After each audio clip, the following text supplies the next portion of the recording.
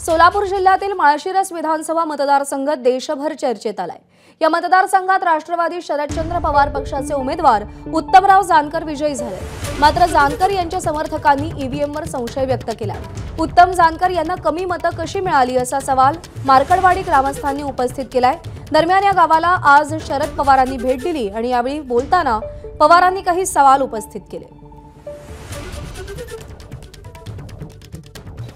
काल मुख्यमंत्र्यांनी मला सल्ला दिला।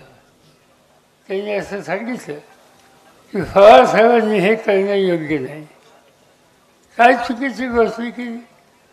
तुमच्या गावी येणं चुकीचं आहे, तुमचं म्हणणं ऐकून घेणं चुकीचं आहे।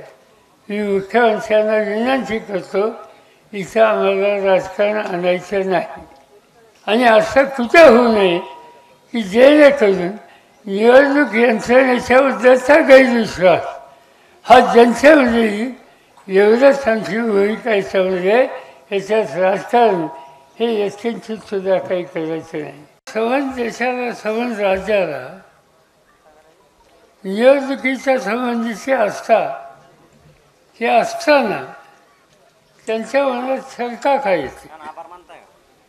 याचा अर्थ निवडणूक पद्धतीमध्ये काही शंका निर्माण झाली आणि मतदार जो आहे त्याला खात्री वाटत नाही।